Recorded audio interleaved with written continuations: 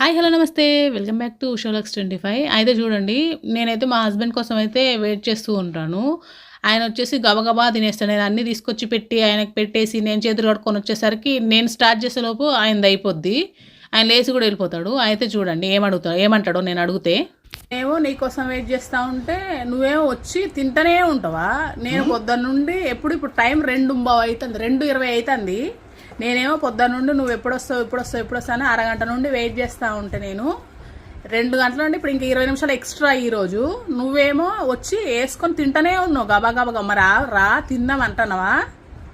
పెట్టుకోవడం ఇక వండినా ఇక పెట్టినా ఇక మింగుడే ఇక మరి రా తిను ఇద్దరం తిందాం రా అని పిలుస్తానవా? నేను స్టార్ట్ చేసేలోపు నీది అయిపోద్ది కూడా. దానికోసం మళ్ళీ నేను వెయిట్ చేయడం నీకోసం. నువ్వు వచ్చేదాకా కూర్చొని గిన్నెలన్నీ కింద పెట్టుకొని నేను ఈడ కూర్చొని ఉంటా.